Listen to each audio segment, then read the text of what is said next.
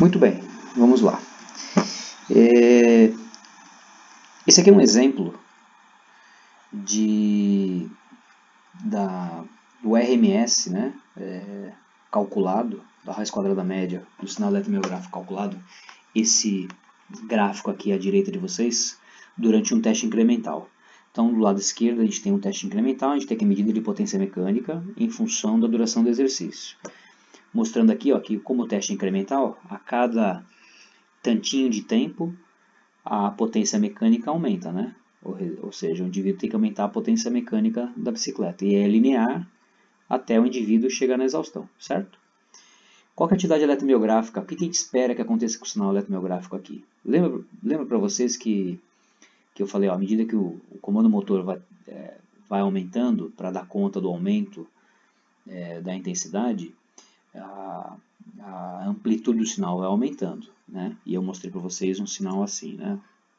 Eu escrevi isso aqui, ó, amplitude do sinal aumentando. Tá vendo? Vocês estão vendo que o sinal começa mais baixo e vai aumentando, vai aumentando, vai aumentando, vai aumentando. Essa é a lógica aqui, tá? Esse aqui já é um sinal já tratado e calculado já o RMS. Vocês estão vendo que o sinal está aumentando? Tem uma ponta final aqui do exercício que aumenta numa velocidade maior. Mas se a gente considerar só daqui de 90% para trás, vocês estão vendo que está aumentando, né? Então está aumentando de forma linear. Tá? Por quê? Porque a intensidade do exercício aqui está aumentando de forma linear também. A atividade eletromiográfica dá um salto aqui no final do teste, porque aqui nesses sujeitos aqui eram ciclistas, o linear desses caras aqui acontece em intensidades bastante elevadas. Lembra que o modelinho teórico que a gente ensina em sala de aula é que o segundo limiar do sujeito acontece, eu sempre falo para vocês, ó, entre 70%, por aí, por volta de 70% do máximo. Mas na verdade isso aqui tem uma variabilidade e depende de um monte de coisa, né? Depende de nível de treinamento, depende de uma série de fatores. Os indivíduos muito treinados, eles conseguem aumentar o percentual em que o limiar acontece, ou seja, quando o limiar acontece em intensidades bem elevadas. Nesse caso aqui, esses sujeitos tinham um limiar aqui por volta de 85%, que está aqui, ó, mais ou menos aqui, ó, acima de 80% e antes de 90%. Em 90% vocês veem aqui que a curva já acentua o aumento. Então, o limiar desses sujeitos estão aqui. O que acontece no segundo limiar? Lembra para vocês daquele gráfico de recrutamento muscular que eu mostro em sala de aula? Que a partir do segundo limiar há um aumento grande no recrutamento muscular por conta do recrutamento de fibras do tipo 2B. Então, as fibras do tipo 2B, lembra que são fibras que, para elas contraírem, a gente precisa aumentar muito a frequência de disparo? Aqui, a partir do segundo limiar, a gente tem um início de recrutamento de fibras 2B. E quanto mais você recruta fibras 2B, mais o seu RMS, ou seja, o tamanho do seu sinal vai aumentando. Então, essa inflexão na curva aqui de eletromiografia, grande a partir de 85% do máximo, indica o aumento, o recrutamento de fibras 2B. Tá? Mas no geral aqui vocês veem que à medida que a intensidade aumenta, a atividade eletromiográfica do sujeito aumenta também, indicando um aumento do recrutamento muscular. Como é que a gente sai de um sinal assim e chega num sinal assim? Como é que a gente sai disso aqui, o sinal bruto, e chega para esse valor aqui? Esse aqui é o valor de RMS já. Tá? Esse aqui é um sinal bruto, coletado em quais condições? Num teste retangular de 5 minutos, de 6 minutos e alguma coisinha, até a exaustão. O que a gente fez? Se a aula tivesse sido em laboratório, a gente teria levado um indivíduo a pedalar até a exaustão numa intensidade equivalendo a 80% do máximo. Então o indivíduo faria um teste incremental para encontrar qual é a potência máxima quando o indivíduo está na exaustão de um teste incremental em bicicleta. A gente então poderia saber qual é 80% disso e a gente submete o indivíduo num outro teste, que a gente chama de retangular, para ele pedalar nessa intensidade fixa, sem mudar a intensidade, até a exaustão. Ou seja, o indivíduo começa pedalando em 80% do máximo, na potência mecânica correspondente a esse 80% do máximo encontrado no teste incremental, e vai até a exaustão, até ele não aguentar mais segurar a cadência do pedal num nível fixo. E aí, ao longo desse exercício, a gente vai vendo a atividade eletromiográfica. Quando a gente olha o sinal bruto, a gente vai vendo que tinha um período aqui que tinha baixa contração. Esse aqui é o período de aquecimento, tá? Antes de fazer esse teste até exaustão, o indivíduo faria ali um aquecimento de alguns minutinhos e depois ele entraria em exercício. E aí, quando entra em exercício, né, a carga de aquecimento é mais baixa, então recruta menos músculo. A carga de 80% da potência pico do teste incremental é maior, então o indivíduo recruta mais músculo. Aparentemente, olhando aqui, talvez seja difícil a gente perceber alguma diferença no sinal nesse trecho aqui, né? Parece que ele está constante.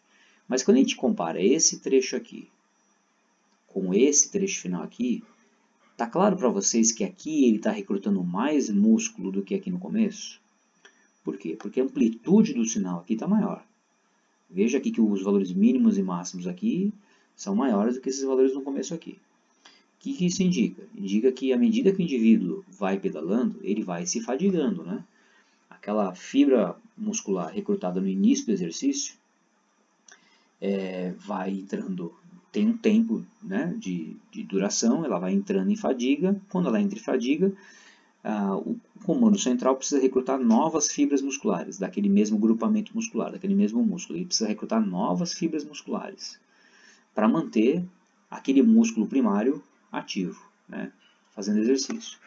À medida que ela vai recrutando novas fibras musculares, ela tem que aumentar a ativação muscular para dar conta do serviço, para garantir que ela continue contraindo aquelas fibras que vão entrando em fadiga e vão adicionando fibras novas para garantir o prosseguimento da atividade de exercício, né? Só que aqui eu estou falando em olho, a gente precisa calcular isso. Como é que a gente calcula? A gente calcula o RMS. Quando a gente calcula o RMS, a gente vai ter isso aqui, ó. Tá vendo? Esse aqui é o valor já de RMS, já a raiz quadrada média calculada. Tá vendo aqui que a raiz quadrada média calculada no começo é menor do que no final? Tá vendo que à medida que o exercício progride, que o indivíduo vai pedalando nessa carga fixa até a exaustão, o indivíduo vai aumentando o recrutamento muscular para dar conta do serviço? Como é que a gente sabe isso? Calculando o RMS. Como é que a gente calcula o RMS? A gente tem então um exemplo, né, dos anos anteriores que eu peguei, os valores de um teste até exaustão, inclusive daquele teste que eu mostrei para vocês no vídeo, né, similar a esse aqui. Esse aqui não foi o teste usado para aula, mas é um teste que faz parte do projeto do Raul. Tá? Então, a gente faz a captação no sinal eletromiográfico e depois abre, né? A gente vai ter, na verdade, o sinal... cadê? A gente pode exportar o sinal em TXT, né? Na extensão TXT, e depois a gente abre esse TXT em diferentes lugares, né? A gente poderia abrir, por exemplo, no MATLAB, que é um software de programação, a maioria de vocês já deve conhecer, já deve ter visto ou ouvido falar, que é um software que é utilizado para análise de sinais, né? Precisa de um conhecimento profissional para mexer no software. Só que a gente precisa entender a lógica de cálculo, né? De como a gente calcula a atividade eletromiográfica, qual é a lógica que está por trás. E para entender a lógica, a gente basta fazer isso no Excel. Então a gente abre esse sinal do Excel, que está aqui já aberto, e aí a gente tem duas colunas, certo? Quais são essas colunas? Essa aqui é uma coluna de tempo e essa aqui é uma coluna de microvolt, né, da microvoltagem captada ali no eletrodo de superfície. Então, para cada tantinho de tempo eu tenho uma medida de microvoltagem captada. Então, para cada tempo eu tenho uma microvoltagem. Para cada tempo eu tenho uma microvoltagem. Quanto tempo tem? Não é o documentário quanto tempo tem não, tá? É quanto tempo esse sinal tem. Essa coluna de tempo aqui está em segundos, tá? Lá em cima ela está dando em milésimos de segundos, né? certo? Quando a gente vai no final, a gente tem o tempo total que o exercício levou. O exercício demorou 360 segundos, ou seja, se a gente fizer 360 por 60, o exercício durou 6 minutos. Tá? Então o exercício teve 6 minutos de duração. Tá bom? Lembra que esse sinal aqui foi captado a 2000 Hz. Ou seja, se eu tenho 360 segundos e em cada segundo eu tive 2000 ciclos de amostragem, eu tenho 360 segundos vezes 2000 Hz. Eu tenho que ter 720 mil amostras. Se a gente olhar aqui,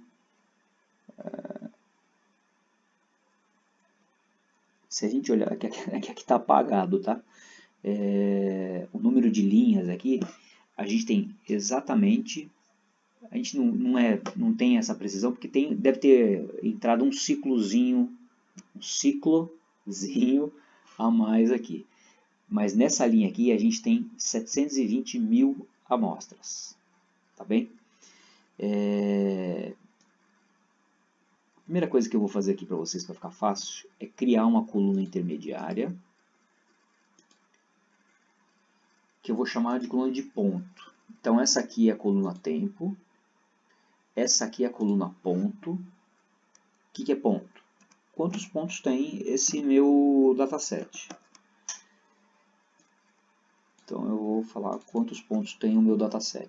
Então ele está redesenhando aqui. E essa minha coluna aqui é a coluna da microvoltagem. Então coluna tempo de coleta. Coluna ponto, que é o número de pontos, ou seja, o número de amostras. E na coluna G, a microvoltagem. Quando eu for aqui embaixo, vocês já vão entender o porquê que eu estou fazendo isso, tá? Vocês vão ver aqui que eu tenho 720 mil e uma amostrinha. Tem uma amostrinha a mais aqui que entrou, tá? Mas eu tenho 720 mil amostras. Ou seja, eu tenho 6 minutos de exercício, ou seja, 360 segundos de exercício, em que eu tenho atividade eletromiográfica captada 2.000 vezes a cada segundo, ou seja, eu tenho 720 mil amostras. Muito bem, vamos dar uma olhadinha no sinal que está aqui. Vamos fazer um gráfico rápido aqui de linha mesmo, só para vocês terem uma ideia de como está esse sinal.